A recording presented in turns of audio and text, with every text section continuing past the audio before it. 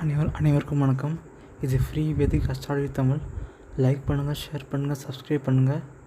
So S R Arun Prakash 17/6/1998 5:16 AM Madurai. ரிஷப லக்கணம், கும்பராசி, புரட்டாதி 2ஆம் பாதம். அரசு வேலை எப்போ கிடைக்கும்? திருமணம் எந்த வருடம் நடக்கும்? ஸோ இது வந்து ஒரு ஆண் ஜாதகம். இது வந்து ஒரு ஆண் ஜாதகம். S R Arun Prakash 17/6/1998 5:16 AM Madurai. அரசு வேலை எப்போ கிடைக்கும்? எப்போ திருமணம் நடக்கும்? இது வந்து ஒரு ஆண் ஜாதகம். ஸோ ரிஷப லக்கணம், லக்கணத்தில் செவ்வாய் இருக்கனால கொஞ்சம் கோவக்காரங்க இருப்பாங்க. ரொம்ப கோவப்படுவாங்க, ரொம்ப வேகமாக இருப்பாங்க. கொஞ்சம் கோவப்படுவாங்க, ரொம்ப வேகமாக இருப்பாங்க. டக்கு நர்வஸ் ஆவாங்க, ரொம்ப கோவப்படுவாங்க.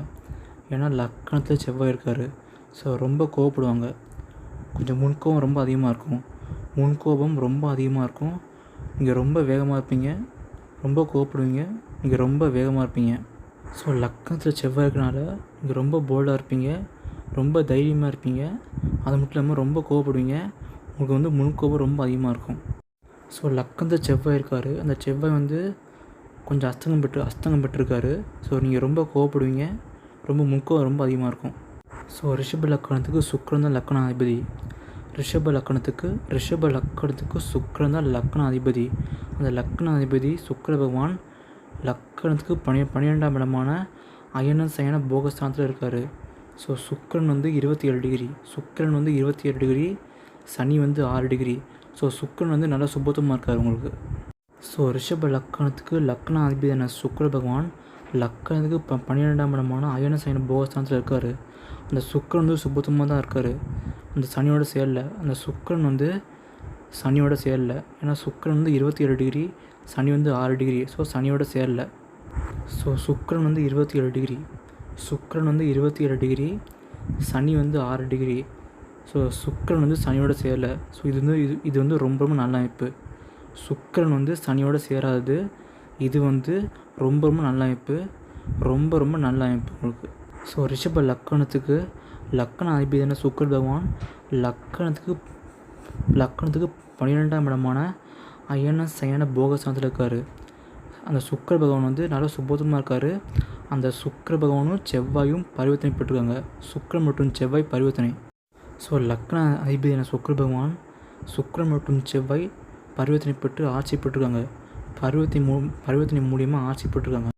ஸோ பரிவர்த்தனைனா சுக்கிரன் வந்து செவ்வாய் வீட்லேயும் சுக்கிர பகவான் வந்து செவ்வாய் வீட்லேயும், செவ்வாய் வந்து சுக்கிரனோட வீட்லேயும் இருக்கார்.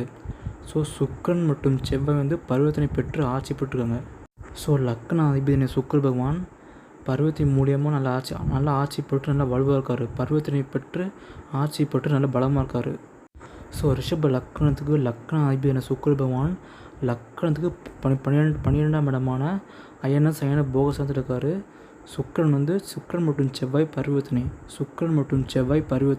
ஒரு லக்கண அதிபதியான சுக்கிர பகவான் நல்லா வலுவாக இருக்கார், நல்லா ஸ்ட்ராங்காக இருக்கார். லக்கணத்துக்கு 2ஆம் அதிபதி மற்றும் 5ஆம் அதிபதி புதன் பகவான். அந்த புதன் பகவான் தான் நல்ல படிப்பை குறிக்கக்கூடியவர், நல்ல அறிவை குறிக்கக்கூடியவர் புதன் பகவான்.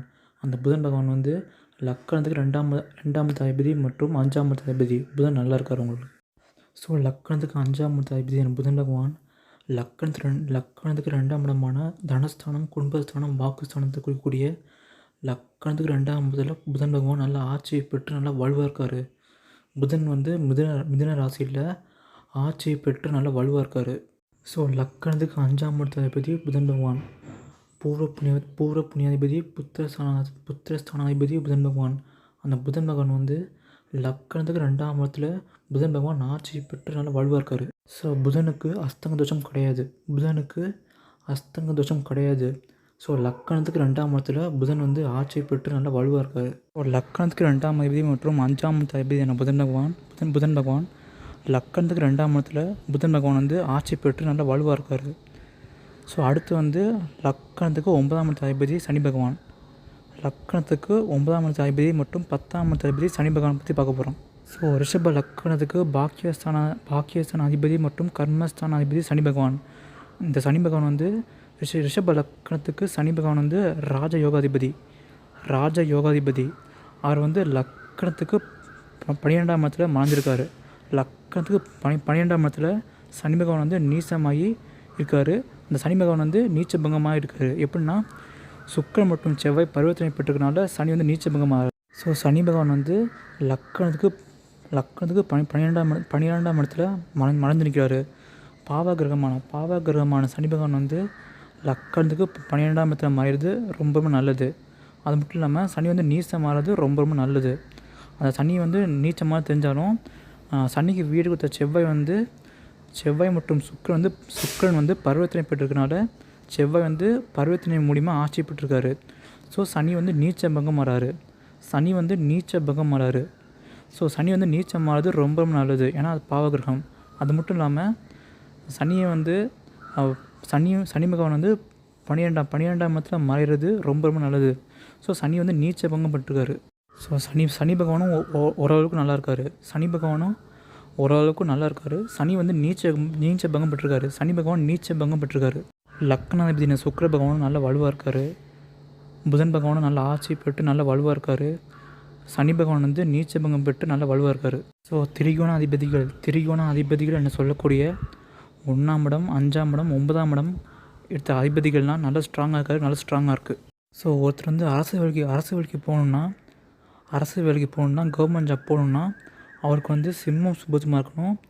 சிம்மாதிபதியான சூரிய பகவானும் நல்லா சுபத்துவமாக இருக்கணும். லக்கணம் மற்றும் ராசிக்கு 10ஆம் இடத்துல சூரிய பகவானை தொடர்பு கொள்ளணும். சிம்ம சுபத்துவமாக இருக்கணும். சூரியனும் சுபத்துவமாக இருக்கணும். சூரியன் உச்சமாக்கணும். இல்லைனா சூரியன் வந்து திக்பலமாக இருக்கணும். ஸோ அப்படி இருந்தால் உங்களுக்கு வந்து நிச்சயமாக அரசு வேலை கிடைக்கும். உங்கள் ஜாதகத்தில் வந்து சிம்மம் வந்து ராகு இருந்தாலும் சந்திரன் வந்து 7ஆம் பார்வையாக பார்க்குறாரு சிம்ம ராசியை. ஸோ சிம்மத்தில் வந்து ராகு இருக்குது. சந்திரன் வந்து 7ஆம் பார்வையாக சிம்ம ராசியை பார்க்குறாரு. ஸோ அது மட்டும் இல்லாமல் சிம்மாதிபதியான சூரிய பகவான் அவர் வந்து லக்கணத்துக்கு 4ஆம் அதிபதி. அவர் வந்து லக்கணத்துக்கு 2ஆம் இடமான தனஸ்தானம், குடும்பஸ்தானம், வாக்குஸ்தானத்தில் இருக்கார். ஸோ லக்கணத்துக்கு 2ஆம் இடத்துல சூரியன் இருக்கார். ஸோ சூரியனுக்கு வீடு கொடுத்த புதன் பகவான் ஆட்சி பெற்று நல்லா வலுவாக இருக்கார். ஸோ சிம்மாதிபதி என சொல்லக்கூடிய அரசு வேலையை குறிக்கக்கூடிய சிம்மாதிபதி என சூரிய பகவான் லக்கணத்துக்கு 2ஆம் இடத்துல இருக்கார். ஸோ சூரியனுக்கு வீடு கொடுத்த புதன் பகவான் வந்து ஆட்சி பெற்று நல்லா வலுவாக இருக்கார். ஒரு சின்ன மைனஸ் என்னென்னா சனி வந்து 3ஆம் பார்வையாக சூரியனை பார்க்குறாரு. மூணாம் பார்வையாக சூரியனை பார்க்குறாரு. ஸோ அதான் கொஞ்சம். ஸோ நீங்கள் வந்து குரு மற்றும் புதன் துறையான டீச்சிங் துறை, ப்ரொஃபஸர் துறை, இல்லைனா பேங்கிங் செக்டாரு அந்த மாதிரி துறையில் நீங்கள் போனால் நீங்கள் நல்லா ஷைன் ஆவீங்க. ஸோ நீங்கள் வந்து ஏன்னா உங்கள் ஜாதகத்தில் வந்து குரு நல்லா ஆட்சி பெற்றிருக்காரு. புதன் பகவானும் நல்லா ஆட்சி பெற்று நல்லா ஸ்ட்ராங்காக இருக்கார். ஸோ நீங்கள் வந்து இந்த சர்வீஸ் ஓரியன்ட் தொழிலில் போனால் நல்லா இருப்பீங்க. Service orient job like teaching, professor அந்த மாதிரி. சர்வீஸ் ஓரியன்ட் ஜாப்னால் டீச்சரு, ப்ரொஃபஸர், பேங்கிங் செக்டார். நீங்கள் பேங்கிங் செக்டார் போகிறது நல்லாயிருக்கும். பேங்கிங் செக்டாரு, பேங்கில் வேலை செய்கிறது அதெல்லாம். ஸோ ரிஷப லக்கணத்துக்கு 8ஆம் அதிபதி மற்றும் லாபஸ்தானாதிபதி குரு பகவான். அந்த குரு பகவான் வந்து லக்கணத்துக்கு 11ஆம் இடமான லாபஸ்தானத்தில் குரு பகவான் ஆட்சி பெற்று நல்லா ஸ்ட்ராங்காக இருக்கார். ஸோ லக்கணத்துக்கு 11ஆம் இடத்துல குரு பகவான் வந்து ஆட்சி பெற்று நல்லா ஸ்ட்ராங்காக இருக்கார். ஸோ குரு பகவான் வந்து ரிஷப லக்கணத்துக்கு எதிரியாக இருந்தாலும் குரு வந்து 11ஆம் இடமான லாபஸ்தானத்தில் இருப்பது மிக மிக சிறப்பு. ஸோ குரு வந்து லக்கணத்துக்கு 11ஆம் இடமான லாபஸ்தானத்தில் குரு பகவான் ஆட்சி பெற்று நல்லா ஸ்ட்ராங்காக இருக்கார். ஸோ லக்கணத்துக்கு 3ஆம் அதிபதி சந்திர பகவான். அந்த சந்திரன் வந்து லக்கணத்துக்கு 10ஆம் இடமான தொழில் ஸ்தானம், கர்மஸ்தானம், தொழிலை குறிக்கூடிய ஸ்தானம், பதவி ஸ்தானத்தில் இருக்கார். அந்த சந்திரன் வந்து தேய்பிறை பஞ்சமி சந்திரன். ஸோ அந்த சந்திரனுக்கு வந்து நல்ல ஒளி பொருந்திய சந்திரனாக இருக்குது. ஓரளவுக்கு நல்ல ஒளி பொருந்திய சந்திரன் அவர். ஸோ சந்திரனுக்கு வந்து நல்ல ஒளி பொருந்திய சந்திரனாக இருக்கார். ஓரளவு ஒளி பொருந்திய சந்திரனாக இருக்கார். ஸோ சந்திரன் வந்து 25 டிகிரி, கேது வந்து 10 டிகிரி. ஸோ சந்திரன் வந்து தேய்பிறை பஞ்சமி சந்திரனாக இருக்கார். ஸோ அந்த சந்திரனுக்கு வந்து நல்ல ஒளி பொருந்திய சந்திரனாக இருக்கார். ஓரளவுக்கு நல்ல ஒளி பொருந்திய சந்திரனாக இருக்கார். ஸோ சந்திரன் வந்து 25 டிகிரி, கேது வந்து 10 டிகிரி. ஸோ ஒரு நல்ல விஷயம் என்னென்னா சந்திரன் வந்து கேதுவோட சம்மந்தப்படல. சந்திரன் வந்து கேதுவோட சம்மந்தப்படல. ஸோ இதுவே ஒரு நல்ல அமைப்பு. இது வந்து ஒரு நல்ல அமைப்பு. ஸோ சந்திரனும் நல்லா வலுவாக இருக்கார். சந்திரன் வந்து நல்லா சுபத்துவமாக இருக்கார். சந்திரன் வந்து சுபத்துவமாக இருக்கார் உங்களுக்கு. ஸோ இப்போ வந்து உங்களுக்கு வந்து ஜென்ம சனி நடக்குது. இப்போ வந்து உங்களுக்கு வந்து ஜென்ம சனி, அதாவது 7.5 சனியில் ஜென்ம சனி நடக்குது. ஸோ ஜென்ம சனியில் கொஞ்சம் மன அழுத்தம், மன கஷ்டம், மனக்குழலாம் இருக்கும். ஸோ நீங்கள் அதெல்லாம் தாண்டி வந்துடுவீங்க. ஸோ ஜென்ம சனியில் மனக்கவலை, மன கஷ்டம்லாம் இருக்கும். ஸோ நீங்கள் அதெல்லாம் தாண்டி வந்துடுவீங்க. ஸோ 2026ஆம் ஆண்டு உங்களுக்கு நல்ல ஆண்டாக இருக்கும். 2025 கொஞ்சம் நல்ல ஆண்டாக இருக்கும். 2025 ஸோ 2025ஆம் ஆண்டு நீங்கள் ஜென்ம சனியிலேருந்து வெளியே வந்துடுவீங்க. 2025ஆம் ஆண்டு நீங்கள் ஜென்ம சனிலேருந்து வெளியே வந்துடுவீங்க. ஸோ 2025ஆம் ஆண்டு சூப்பராக இருக்கும். உங்களுக்கு வந்து புதன் தசை வந்து 2026லேருந்து 2043 வரை நடக்குது. புதன் தசை 2026லேருந்து 2043 வரை இருக்கும். ஸோ அந்த புதன் தசை ரொம்ப சூப்பராக இருக்கும். இந்த புதன் தசை ரொம்ப சூப்பராக இருக்கும். ஏன்னா ரிஷப லக்கணத்துக்கு 2ஆம் அதிபதி மற்றும் லக்கணத்துக்கு 5ஆம் அதிபதி புதன் பகவான். அந்த புதன் பகவான் வந்து லக்கணத்துக்கு 2ஆம் இடத்துல புதன் பகவான் ஆட்சி பெற்று நல்லா வலுவாக இருக்கார். ஸோ லக்கணத்துக்கு 2ஆம் அதிபதி மற்றும் 5ஆம் அதிபதி. ஸோ அவர் வந்து லக்கணத்துக்கு 2ஆம் இடத்துல ஆட்சி பெற்று ஸ்ட்ராங்காக இருக்கார். ஸோ புதன் தசை மொத்தம் டோட்டலாக 17 வருஷம். புதன் தசை டோட்டலாக 17 வருஷம். இந்த 17 வருஷமும் சூப்பராக இருக்கும். இந்த 17 வருஷமும் புதன் தசை ரொம்ப சூப்பராக இருக்கும் உங்களுக்கு. ஸோ லக்கணத்துக்கு 2ஆம் இடத்துல புதன் வந்து ஆட்சி பெற்று நல்லா ஸ்ட்ராங்காக இருக்கார். இந்த புதன் தசை வந்து 2026லேருந்து 2043 நடக்குது. ஸோ புதன் வந்து ஸ்ட்ராங்காக இருக்கார். ஸோ லக்கணத்துக்கு 2ஆம் இடத்துல லக்கணத்துக்கு 2ஆம் இடமான தனஸ்தானம், குடும்பஸ்தானம், வாக்குஸ்தானத்தில் இருக்கார். ஸோ லக்கணத்துக்கு 2ஆம் இடத்துல புதன் பகவான் வந்து ஆட்சி பெற்று நல்லா ஸ்ட்ராங்காக இருக்கார் உங்களுக்கு. ஸோ அந்த புதன் வந்து லக்கணத்துக்கு 4ஆம் அதிபதியான சூரிய பகவானோட சம்மந்தப்பட்டிருக்காரு. ஸோ லக்கணத்துக்கு 4ஆம் இடங்கிறது வீடு, வண்டி, வாகனஸ்தானம், தாயோட ஸ்தானம். லக்கணத்துக்கு 4ஆம் இடம் வீடு, வண்டி, வாகனஸ்தானம். ஸோ அந்த புதன் வந்து 4ஆம் அதிபதியோட சம்மந்தப்பட்டிருக்காரு. புதன் வந்து 4ஆம் அதிபதியான சூரியனோட சம்மந்தப்பட்டிருக்காரு. அது மட்டும் இல்லாமல் புதன் வாங்கிய சாரம் வந்து ராகு சாரம். ஸோ அந்த புதன் வந்து பார்த்திங்கன்னா வாங்கிய சாரம் வந்து ராகு சாரம். அந்த ராகு வந்து லக்கணத்துக்கு 4ஆம் இடத்துல இருக்கார். லக்கணத்துக்கு 4ஆம் இடமான வீடு, வண்டி, வாகனத்தை குறிக்கக்கூடிய 4ஆம் இடத்துல இருக்கார். ஸோ அந்த புதன் தசை ரொம்ப சூப்பராகும். புதன் வந்து 2ஆம் இடத்துல ஆட்சி பெற்று நல்லா வலுவாக இருக்கார். ஸோ இந்த புதன் தசையில் நல்லா சம்பாதிப்பீங்க. இந்த புதன் தசையில் நீங்கள் நல்லா சம்பாதிப்பீங்க. ஸோ ஜென்ம சனி 7 சனி முடிஞ்சோடனே 2026ஆம் ஆண்டு புதன் தசை ஸ்டார்ட் ஆகுது. ஸோ அந்த புதன் தசையில் நீங்கள் ரொம்ப சூப்பராக இருப்பீங்க. நீங்கள் நல்லா சம்பாதிப்பீங்க. இந்த புதன் தசையில் நீங்கள் நல்லா சம்பாதிப்பீங்க. நல்ல வீடு, வண்டி, வாகனம்லாம் வாங்குவீங்க. நல்ல குடும்பம் அமையும். உங்களுக்கு நல்ல திருமண வாழ்க்கை நல்லா அமையும். ஸோ புதன் தசையில் நல்லா சம்பாதிப்பீங்க. நல்ல வீடு, வண்டி, ஆடம்பரமான வீடு, வண்டி, வாகனம்லாம் வாங்குவீங்க. ஸோ புதன் தசையில் ரொம்ப நல்ல தசை, நல்ல ராஜயோகமான தசை, நல்ல சூப்பரான தசை. நீங்கள் இந்த தசையில் ரொம்ப சூப்பராக இருப்பீங்க.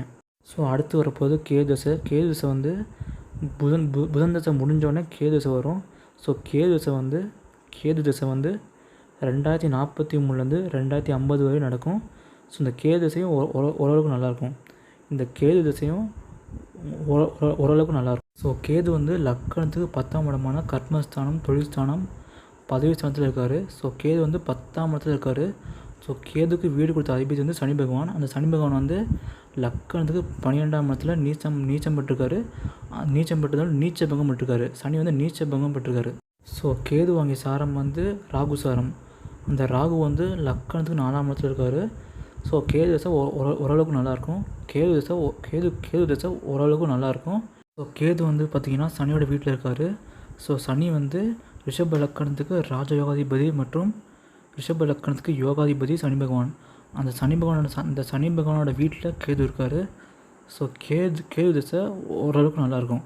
ஸோ கேது தசை ரிஷப லக்கணத்துக்கு யோகாதிபதியான சனியோட வீட்டில் இருக்கார். ஸோ கேது தசை ஓரளவுக்கு நல்லாயிருக்கும். ஸோ கேதுக்கு அப்புறம் சுக்கிர தசை வந்து 2050லேருந்து 2070 வரையும் மொத்தமாக 20 வருஷம். ஸோ சுக்கிரன் வந்து உங்களுக்கு வந்து லக்ன அதிபதி. ரிஷப லக்கணத்துக்கு லக்ன அதிபதி சுக்கிர பகவான். அவர் வந்து லக்கணத்துக்கு 12ஆம் இடமான அயன சயன போகஸ்தானத்தில் இருக்கார். ஸோ சுக்கிரன் மற்றும் செவ்வாய் வந்து பரிவர்த்தனை பெற்று இருக்காங்க. ஸோ சுக்கிரன் வந்து 27 டிகிரி, சுக்கிரன் வந்து 27 டிகிரி, சனி வந்து 6 டிகிரி. ஸோ சுக்கிரன் வந்து சனியோட சம்மந்தப்படலை.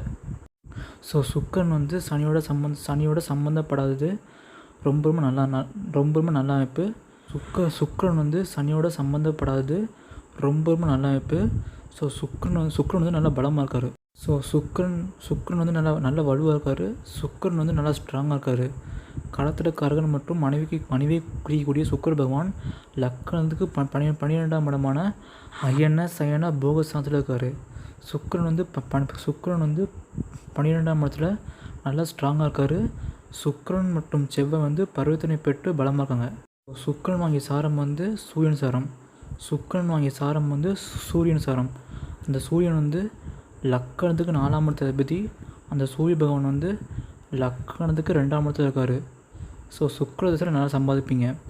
2050லேருந்து 2070 வரையும் நடக்கிற சுக்கிர திசையில் நீங்கள் ரொம்ப நல்லா சம்பாதிப்பீங்க. ஸோ சுக்கிர திசையில் நல்லா சம்பாதிப்பீங்க. சுக்கிர திசையில் நல்லா சம்பாதிப்பீங்க. சுக்கிர திசை சூப்பராக இருக்கும். சுக்கிர திசை ரொம்ப சூப்பராக இருக்கும்.